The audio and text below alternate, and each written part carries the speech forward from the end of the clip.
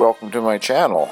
These slides that are rolling by are an indication of some of the things that I cover on a regular basis in my videos. Once you have watched the video, I would appreciate it if you would click the like button and leave a small comment. It's really a big help to the channel. The YouTube logarithm, when it sees that, promotes the channel more and will be more viewers. I would appreciate that very much. Thank you for watching. Well, I'm starting to put some clips together for a video this weekend, and I'm being brave. I'm starting right off with the first potato reveal of the season. I don't know quite what to expect. It's too early, for one thing. But I just used the last of my store-bought potatoes, and I'm determined. I've got 9 containers of potatoes here. I'm not going to go to the store and buy more of those things that were grown last year anyway. So we will see. This container was quite heavy when I lifted it, and I think I have selected the smallest one. All of them, regardless of their size, had 3 small seed potatoes in them. This is still a decent sized container, but I think it's the smallest.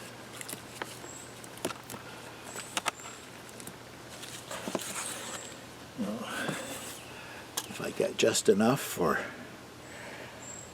a meal or two, I'll be happy, I guess. Chance to show off my new wheelbarrow too. The clerk in the store didn't believe me when I wheeled up to the cash and said I'm just taking my wheelbarrow out for a ride. She made me pay for it anyway.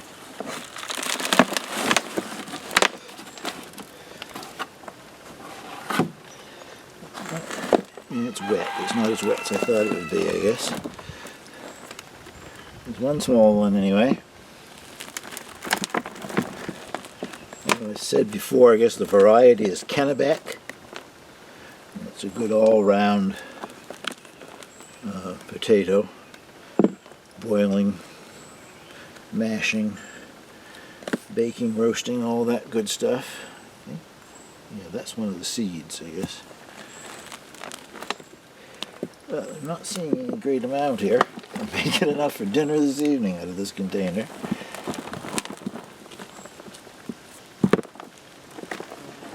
They've grown fantastic tops. Nothing much down below, at least not yet. Tiny little things. I wasn't expecting them to be huge anyway. They haven't been in long enough. We've had a lot of very wet weather. Don't know. Hopefully not wet enough that we'll get blight or anything. But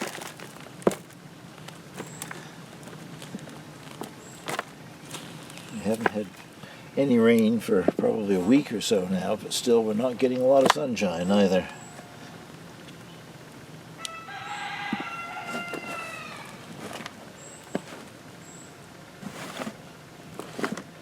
Well, I think I was right when I said I've probably got enough for one meal.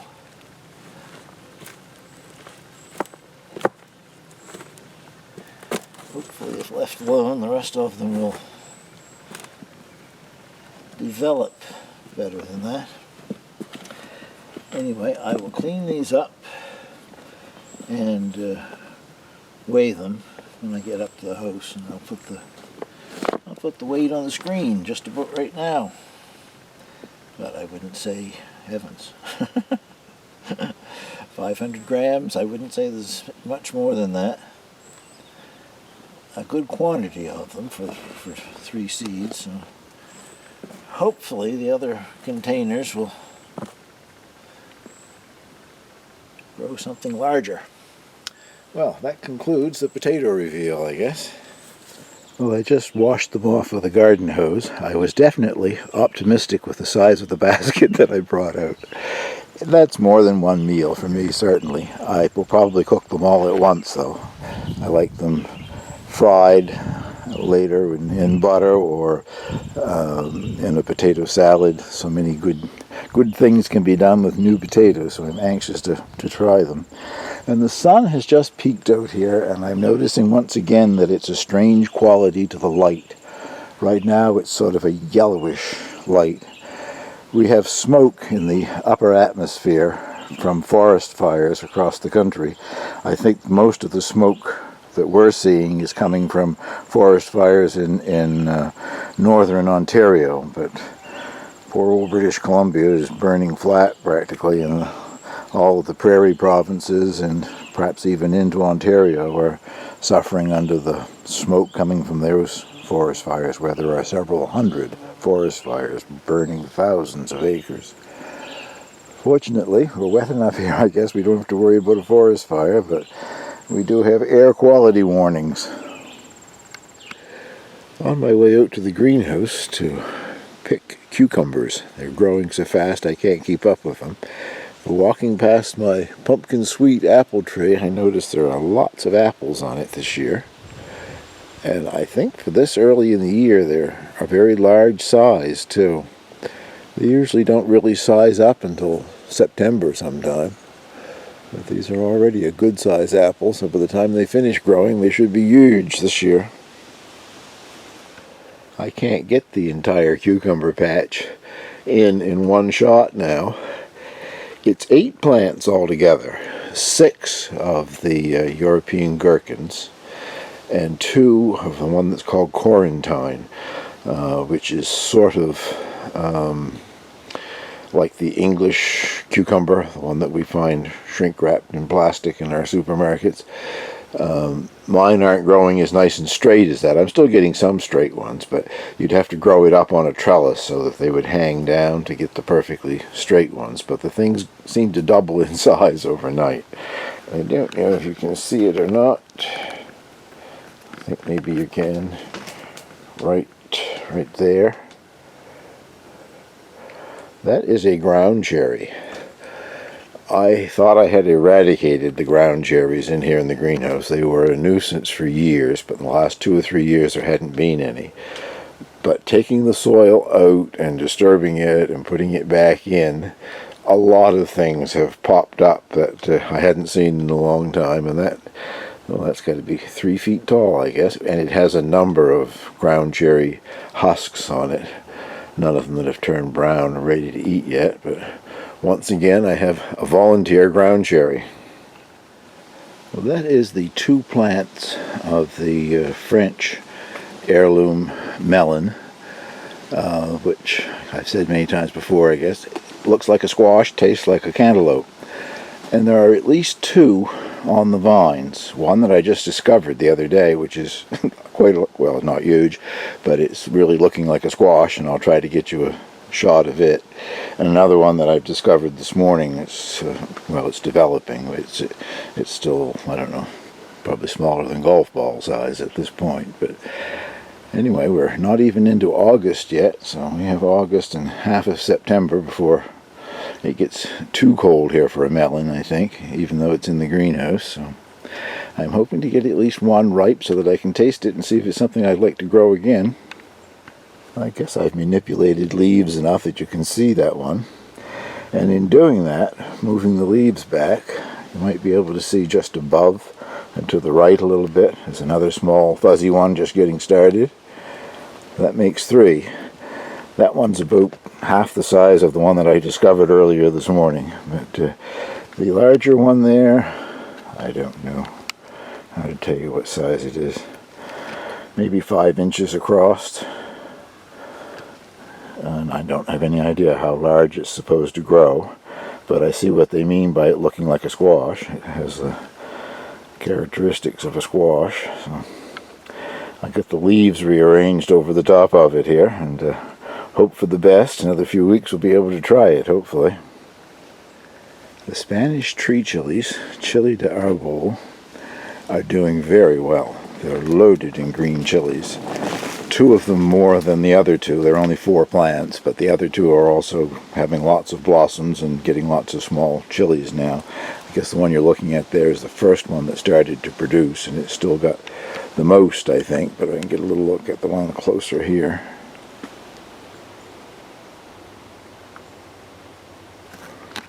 This is the one I was trying to show you. I guess you can make out the green chilies. They sort of stand finger upward, sort of pointing up, the ends of them. They're the same color as the foliage, so they are maybe a bit difficult to pick out on a video. But loads and loads of them. Nothing is turning red yet, but I suspect in August I'll have lots of ripe red tree chilies. Well, most of the onions are sizing up quite nicely. Some of them are not. I planted some, well, they were all started in these seed trays. I think a tray that had 72 cells to it. And if it got 2 or 3 in the same cell, I just didn't separate them, planted them together. Well, that's, of course, is producing a smaller onion. But for the way I look at onions, I'm never very successful, so I'm pleased to see that some of them are still growing to a nice size. It's the Italian heirloom variety called Rosa di Milano. A red onion that is supposed to be a good storage onion. Most red onions are not. You have to use them up before you use your white onions because they're not going to last that long. But this is touted as one that is a good storage onion. Well, before I leave this very hot greenhouse, I wanted to show you that I also have volunteer tomatoes in here that I let them grow. Anything grows on its own, fine, let it do it.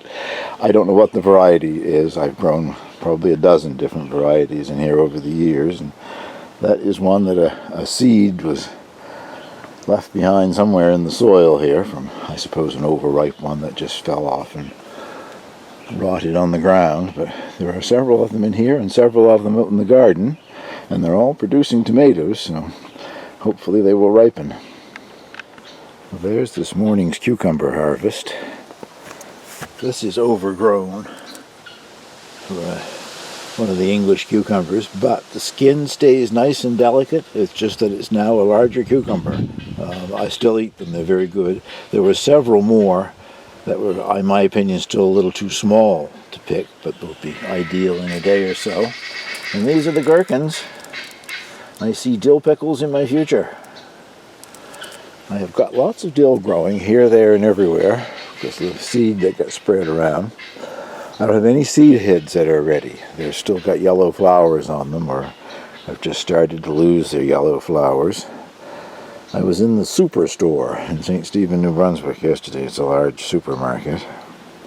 And I saw dill, bundles of dill over in one area of the produce section. So I went over thinking, well, they're great, I'll buy some. They're trying to sell the same thing that I've got. Dill flowers. I've never used that in making pickles and don't know how it would work. So I'm not about to give it a try. I bought dill seed. I'll put a teaspoon of dill seed in each one of my dill bottles, and later on this summer when I have seed heads I'll make another batch. My Ruth Stout squash bed is being guarded by Angel this morning. But what I wanted to mention is this is the 3rd year for the Ruth Stout beds, and they are doing wonderfully this year. Now we've had more rain than we normally would have anyway, but it's been 10 days, close to 2 weeks now since we had rain, and if I dig down into the straw till I get down to a soil level, everything is still very moist. It's doing what it should do.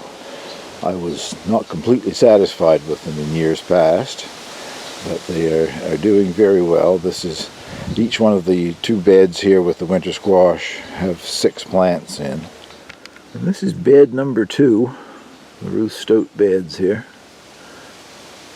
Plants in this one seem to be a bit larger. I think every plant has got at least 1 squash started, and I see where a couple of them have got 2. So hopefully I'm going to get quite a few winter squash out of it. I'm sure they'll have to get much larger than that one. That's probably baseball size at this point, and that's probably about the largest that I see. All the plants here anyway.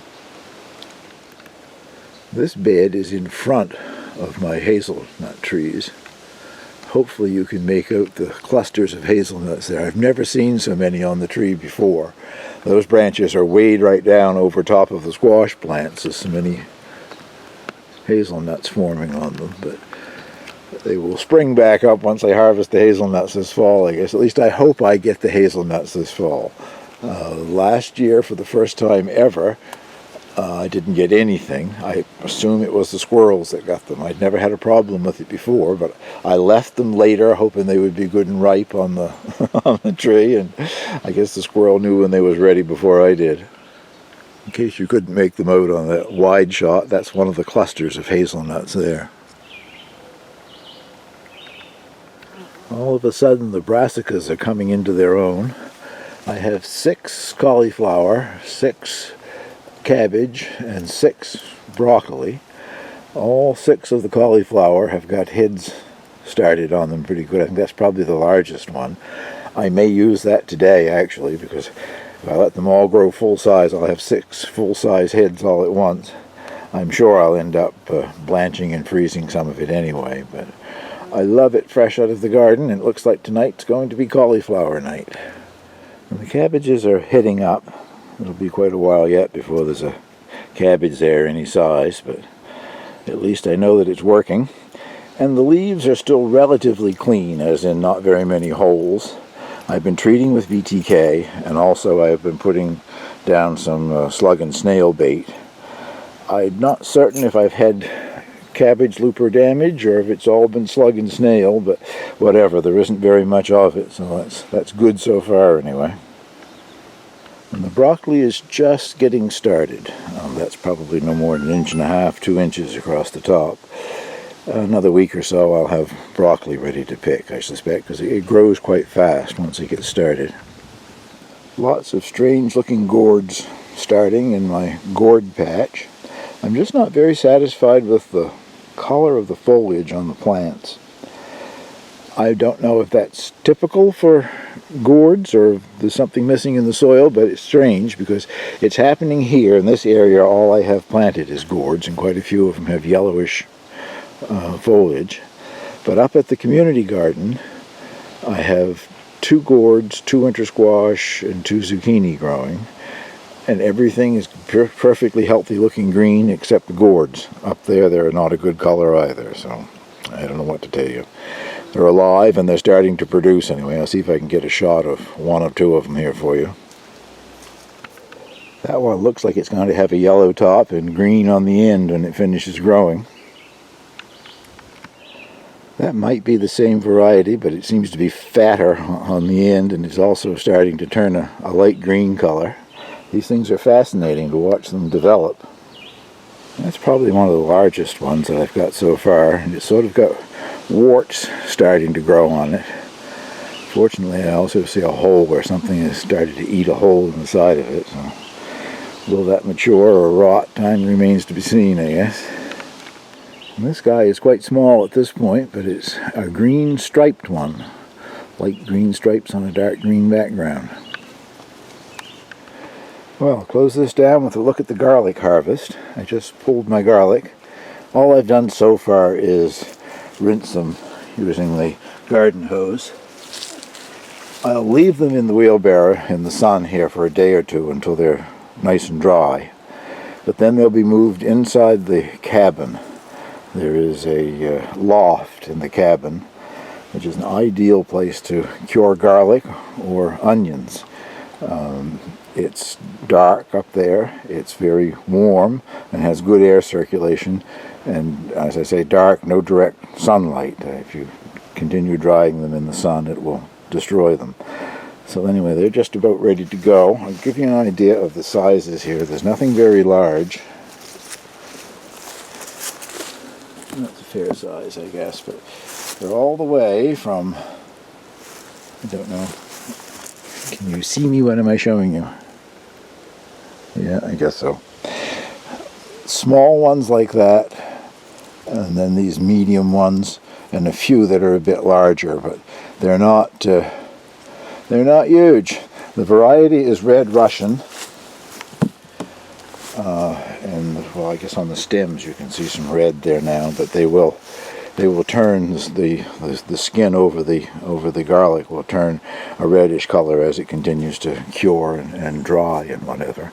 And now I can pass on another piece of useless information. If you remember, some time ago in one of my videos I said about the rings in an onion are directly proportional to the leaves on the onion plant. If there's 10 leaves, there should be 10 rings to the onion. Well, I just heard something the other day on a YouTube video that I didn't know before. The paper skins over the garlic before you get down to the clove, the number of layers of paper should be directly proportional to the amount of leaves that were on the plant. No idea if that's true or not, but I heard it from a YouTube expert, so it's got to be valuable information. Well, thank you very much for watching. I'll get this closed down and hopefully uploaded for a video this weekend.